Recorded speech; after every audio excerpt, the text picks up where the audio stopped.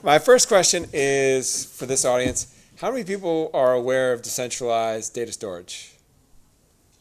All right. How many people have familiarity with Filecoin? All right, so we got some newbies in the room. That's great. Welcome. This is my goal for today is to help make you a little bit more curious about Filecoin and decentralized storage than where you were before you came in. And so my name is Porter Stowell. I work for the Filecoin Foundation. I run the storage provider community group across the globe. And really what the purpose of community is to support the storage providers across the globe who store humanity's data for Filecoin. The way I describe Filecoin, for those of you who don't know, is it's really a market layer between two types of players. There's the data client, and then there's the storage provider. And Filecoin sits in the middle as the protocol on-chain layer that people use to interact with the data being stored. And so I work with everyone in the data center world who is looking to work together to put this data onto the network. And so what I want to do is just kind of whet your appetite onto what's going on within Filecoin. And then I encourage you all, if you are curious, to meet with some of the players here, such as Julian, Hida, Angelo, Kenton, to ask more questions. This is a massive rabbit hole that is super fun to go down. And I hope you guys all get curious enough to dig a little further and then dig more after that. But for the basic premise that got me, I'll tell you my own story about how I got in Filecoin, and it's really just going back to first principles. And obviously, I don't need to tell everyone, and hopefully in this conference, that the amount of data is growing at an exponential rate.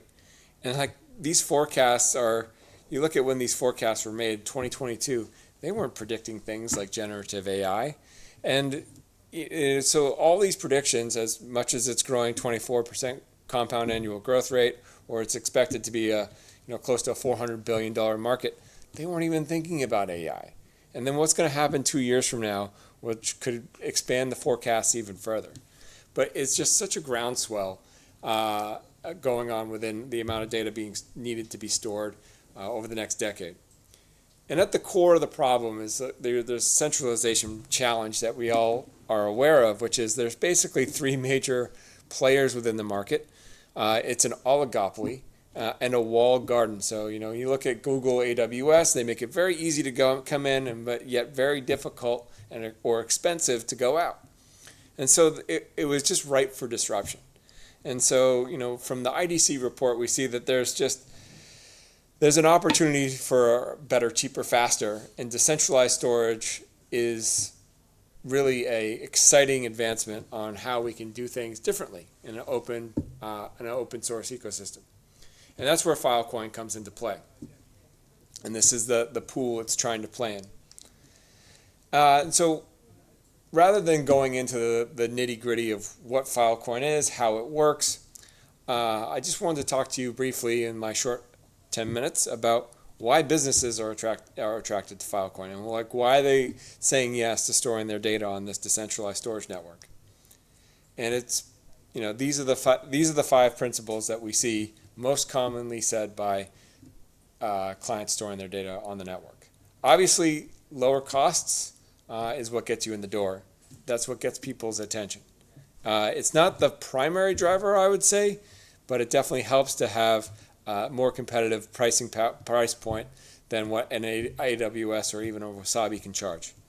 But then it's about improved data availability, verifying the storage, meeting regulatory requirements, and understanding the carbon footprint. And I could go on for hours on each one of these five topics, but I kind of just want to touch on the high levels. So within Filecoin, no one sets prices. It's an open ecosystem, so every storage provider can set their own price.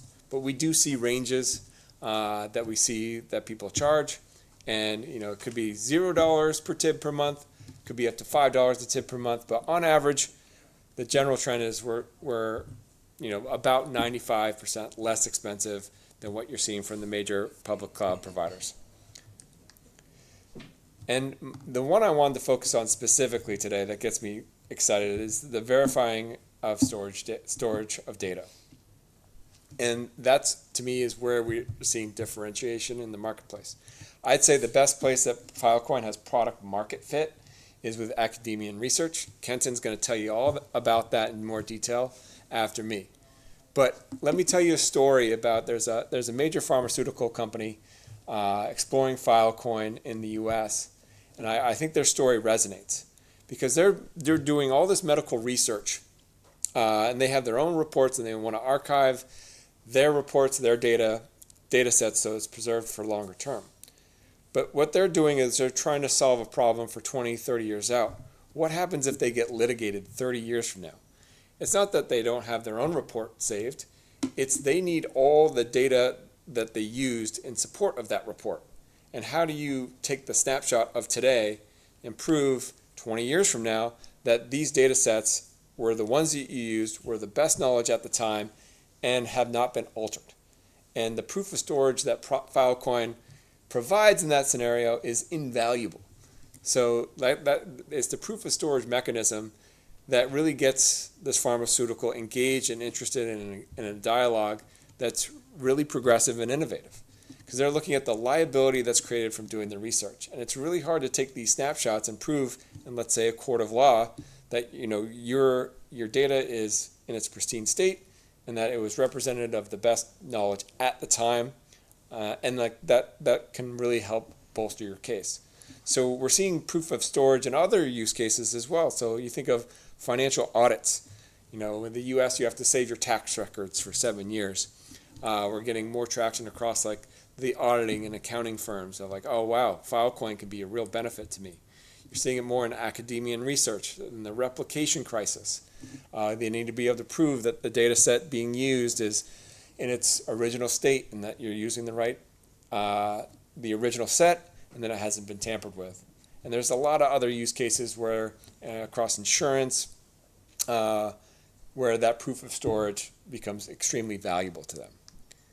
And in true to form with a lot of conversations going on with the conference today, understanding the carbon footprint. Filecoin and the storage provider network that we support is one of the leaders in data storage, green data storage, and being able to be transparent and transparent about exactly what a carbon footprint is.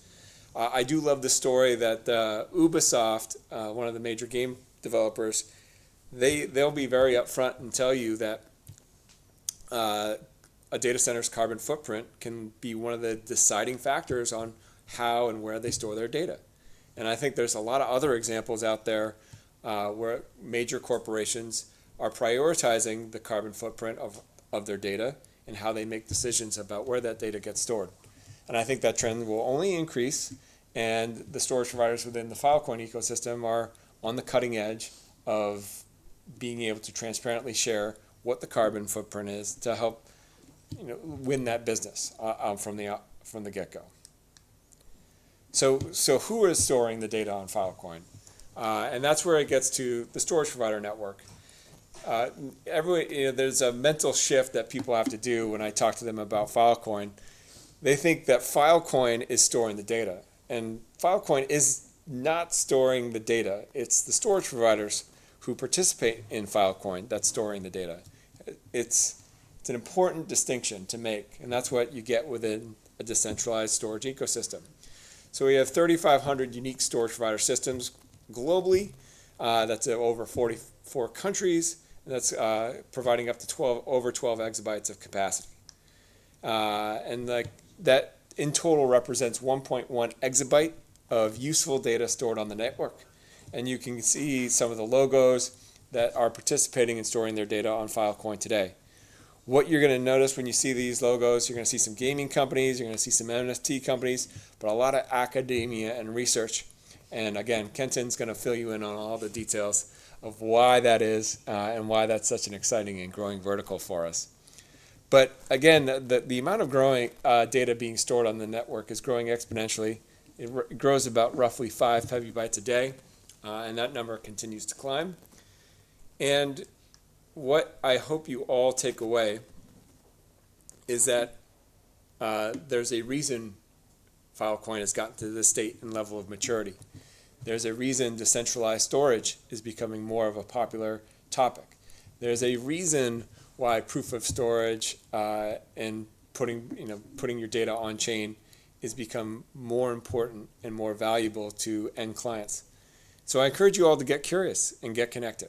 So you can follow us on Twitter as the lightest touch step. We have Filecoins for storage providers.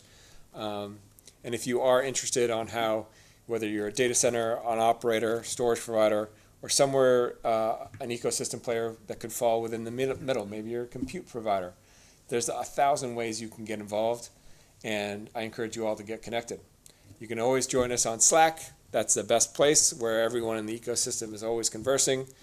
We have excellent docs for how to get started as well. So hopefully in this short time, you're slightly more curious than you were at the beginning.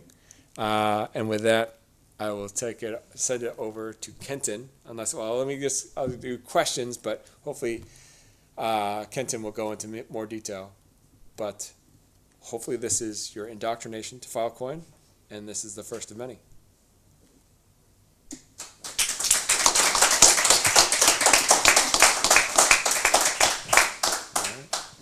Quick questions before we kick it over to Kenton.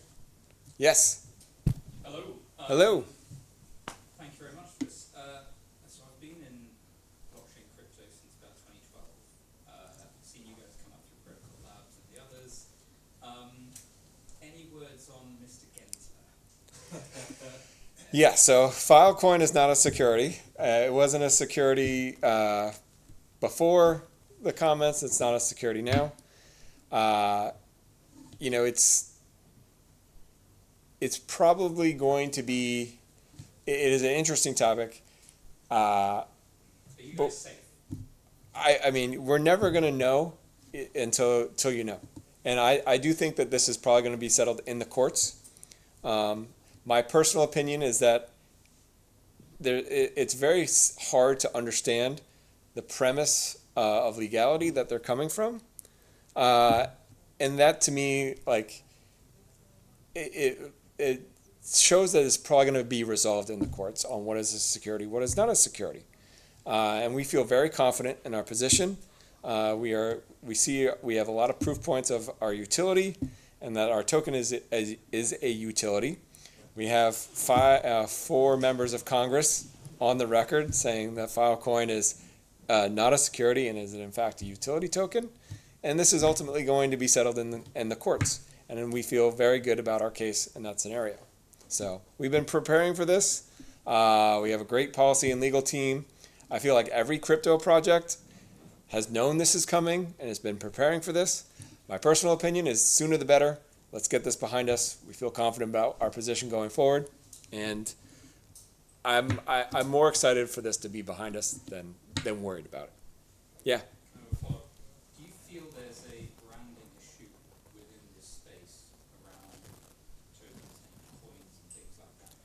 Yeah, absolutely. Maybe you've obviously capturing the minds of the research community and gaming communities and others, but more traditionals, do you fear it's pushing them to one side given the coin attached to your name? Is that a common point of feedback we get frequently, and it depends on your audience you're talking to, as you say.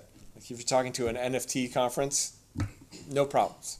But when you're talking to academia, research, more traditional type organizations, the fact that coin is in our name can be problematic. We were just at a academia and research conference in Berkeley, and the number one point of feedback we got was, I love this is great, but it's coin in the name.